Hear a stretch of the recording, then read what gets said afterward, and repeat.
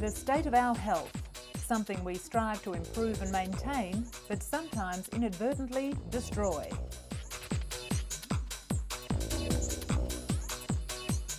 Universally, it's vitally important. The Germans have a universal word for it. Gesundheit. Coming up, what men need to know about osteoporosis.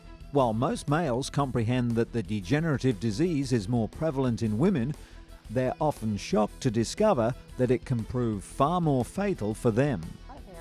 Health checks by video. Concerned parents are asking to have tapes sent from overseas adoption agencies in order for their trusted family GPs to perform long-distance checkups. We review the latest research in the ongoing fight to stop the developed world's biggest killer, heart disease. Among the advancements, a new drug-coated stent to keep arteries open and a combination defibrillator and pacemaker in one. And the small flat leaves the citizens of northern Nicaragua call fresco de tamarindo.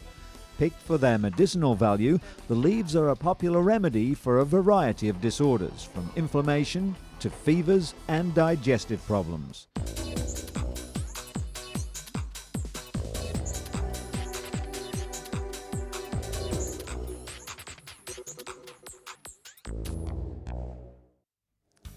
But first, canker sores. They can make eating and drinking simply excruciating. The small white wounds inside the mouth were once thought to be caused by a virus. But now it's believed that canker sores are actually the result of either stress, dental treatments, or smoking. The Food and Drug Administration recently approved a liquid bio-bandage to help ease the pain while the sore heals. It's been used in operating rooms and hospitals for years, but is now available for over-the-counter use. The Soothe and Seal liquid protectant uses a chemical called liquid cyanoacrylate. Once used as an alternative to stitches in hospitals, it seals off nerve endings in canker sores for 6 hours. Canker sores should be checked if they don't heal within 2 weeks. While they're not contagious, deep ulcers can easily develop, so it's always best to play it safe. Dentist Brendan Huang is about to perform surgery on this woman with no anesthetic.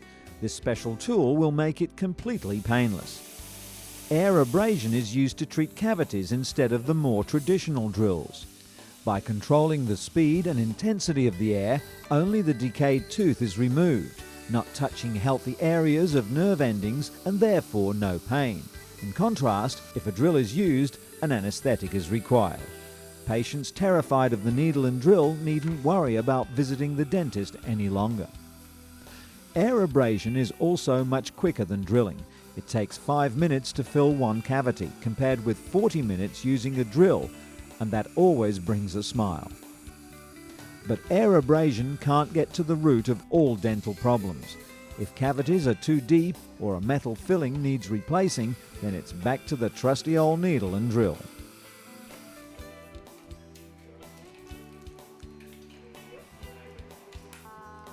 Patricia Caruso was one of the millions of people who dreaded going to the dentist, but that was before she found an alternative to the pain and anguish. She now visits holistic dentist Dr. Dara Neumann-Kessler, who believes the body has an innate ability to heal itself.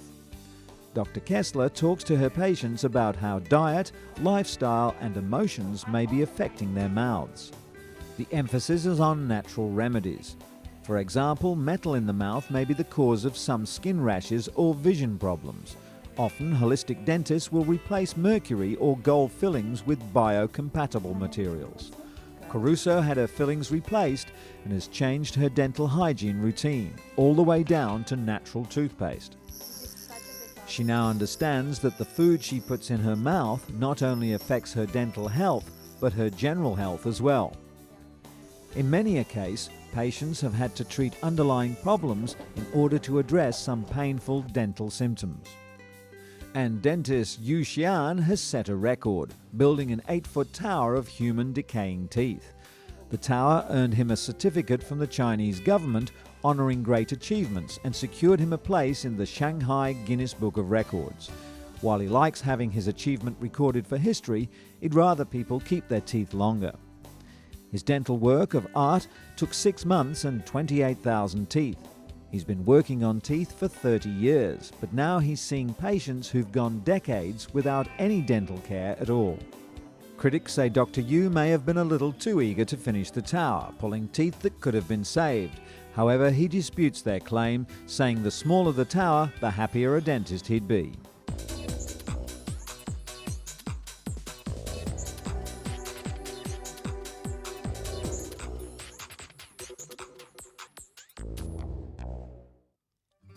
Though osteoporosis is more prevalent in women, it strikes men too.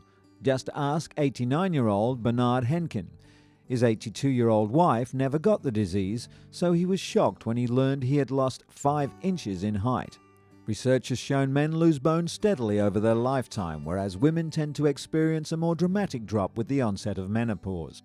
According to Dr. Douglas Keel, an osteoporosis expert, the disease can prove even more fatal for men, as up to 25% of them die within the first year of a hip fracture. Dietary mineral expert at Tufts University in Boston, Dr. Richard Wood, believes that if men were more aware, they might prevent osteoporosis in the first place. That means drinking milk or getting enough calcium and vitamin D from other sources, both to build bones to their genetic potential in childhood and to replace what's lost each day in adulthood. Bernard now takes calcium and vitamin supplements along with Fosamax, the only medication approved for the treatment of osteoporosis in men. However, he wishes he knew about the disease long ago. So far, the treatment's working. His bones and height have stabilized. Now he and his wife are looking forward to their 60th wedding anniversary. And there's good news for women too, who hate having to take osteoporosis medication every day on an empty stomach, followed by unpleasant side effects. According to research just published in the New England Journal of Medicine, an annual injection of a cancer drug can prevent the bone-thinning disease just as well as the daily pills. Researchers tested 351 postmenopausal women around the world with 5 different treatment schedules. Some got the standard once-a-day pills to fight osteoporosis. Others received 5-minute intravenous infusions of a Novartis cancer drug called zoledronic acid. The results showed similar improvements in bone density for the women on pills and the women receiving injections, including the once-a-year injection. However, there were far fewer side effects and complications experienced by those in the latter group.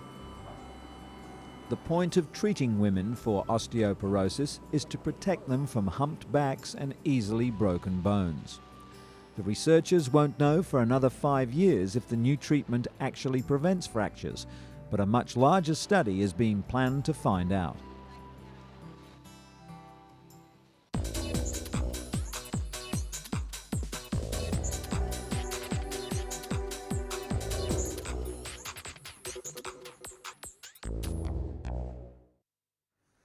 In China, this is often the fate of children whose parents are serving time in jail.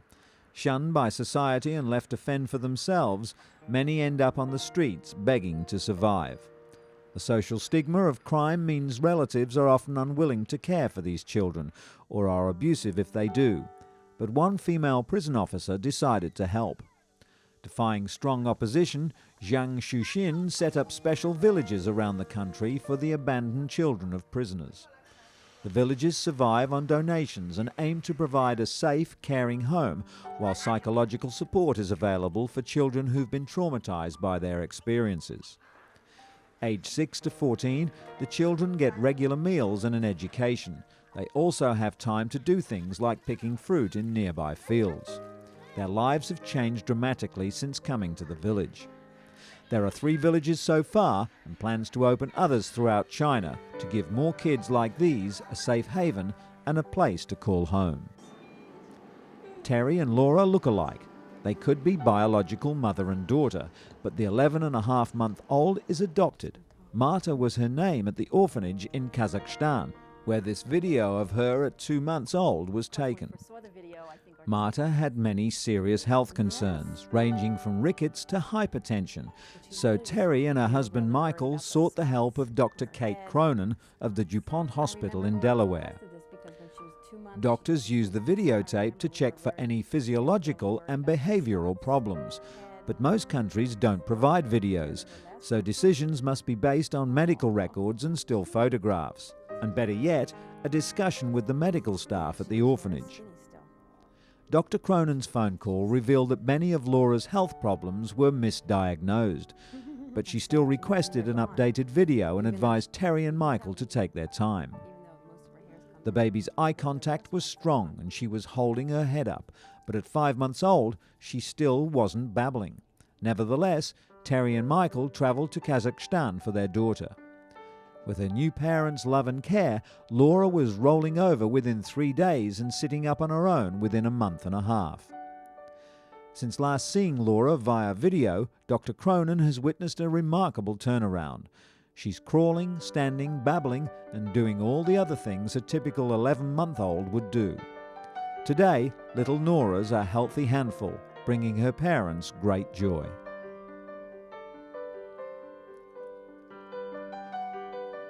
In sadder news, the continuing saga of sexual abuse carried out by Catholic priests against young boys is becoming the largest sex scandal in church history.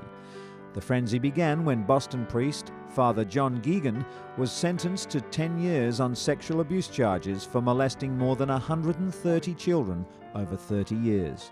Psychiatrist Dr. Norman Rosenthal believes that damage done from sexual abuse can be lifelong because it involves violating boundaries of trust. Whether the abuse is carried out by a priest or family member, the damage is intensified because the abuse is hidden.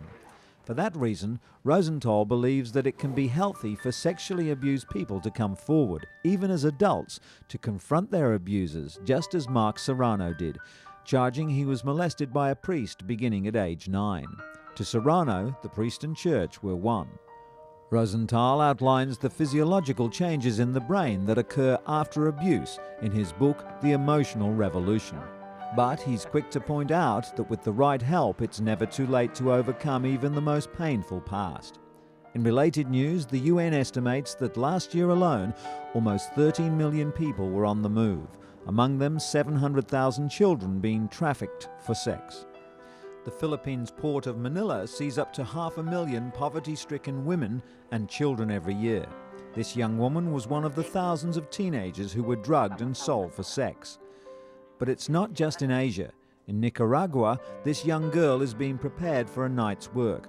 In Europe, Albanian children are trafficked into Greece, many sold by their parents.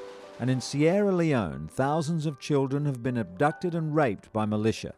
The UN is fighting back with education like this school in India, which tries to provide schooling to the very young, hopefully to give them a chance later in life.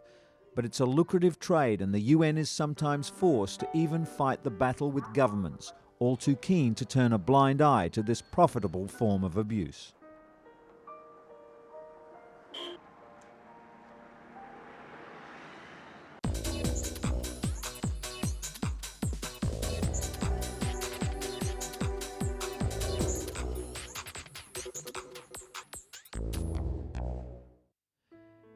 It often has no symptoms and there's no known cure, but this genetic heart condition can claim a young life in an instant.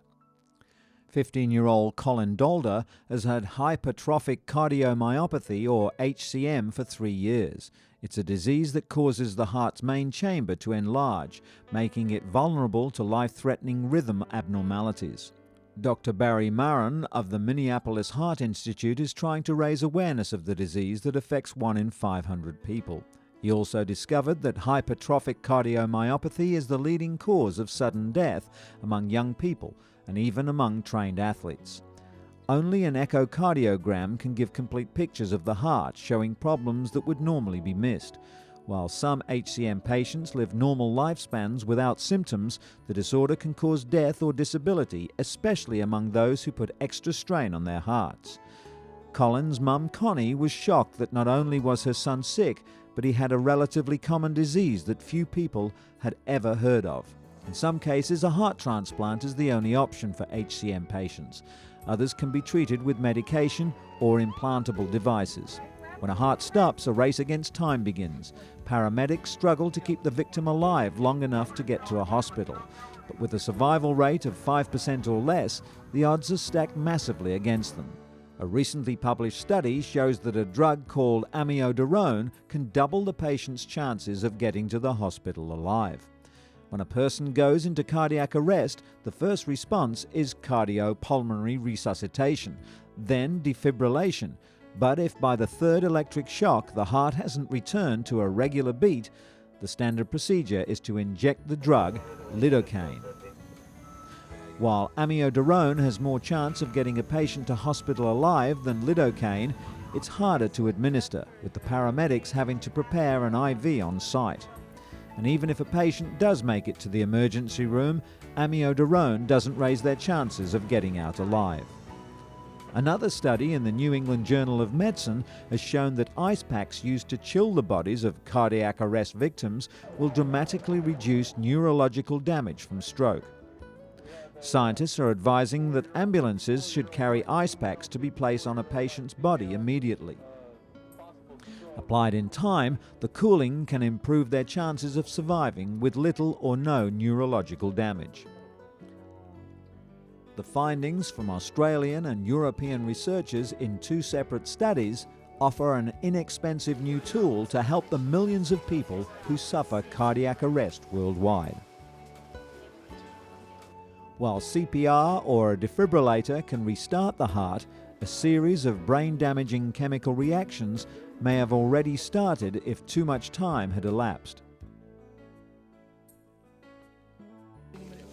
Doctors at Duke University Hospital in North Carolina have already noted many positive effects of the cooling technique. If the heart stops beating for more than 5 minutes, brain damage or death is very likely. But lowering the body temperature to 92 degrees Fahrenheit, 6 degrees below normal, is considered the optimum temperature.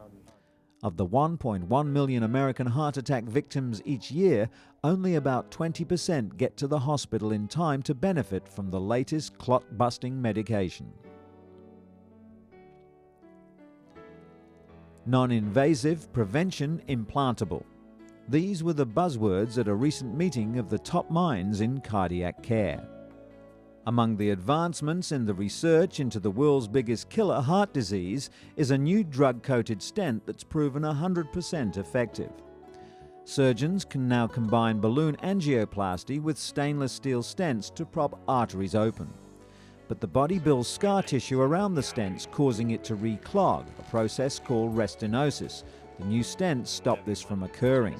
The drug-coated stent is not approved by the FDA yet. Researchers are still working on ensuring that the drug coating is not rejected by the body. Another bit of high-tech help for the heart is a combination defibrillator and pacemaker in one. Research on the FDA-approved InSync shows positive results. These patients have faulty wiring in their hearts that causes abnormal rhythm.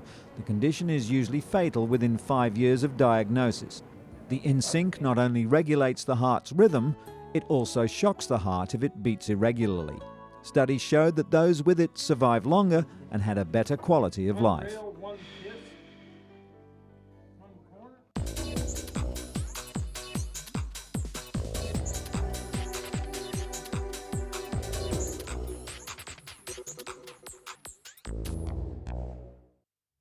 Japan's snow monkeys have known for ages the joys of a hot outdoor bath in the middle of a cold winter's day.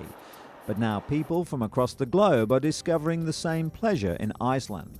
The Blue Lagoon is an outdoor spa created from the runoff of a geothermal power plant.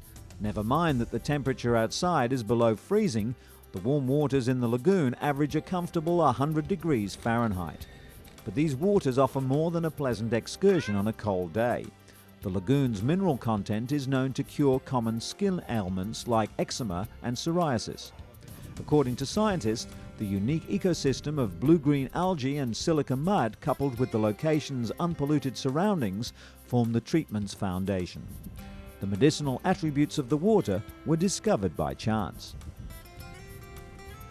Today, the lagoon runs a skin therapy outpatient clinic. Treatment for psoriasis takes about 4 weeks. The cost for Icelanders is covered under the country's national health insurance. The price for foreigners depends on the length of their treatment. A daily visit, excluding special treatments, costs about $80 US. However, most of the people who arrive at this oasis don't come for treatments, but rather to be treated to an afternoon of relaxation. There's nothing like it.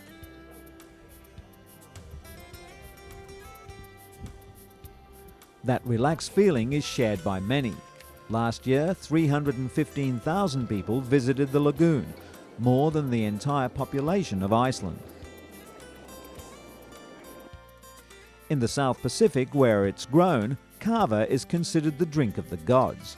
The root can help people relax, de-stress, and ease pain.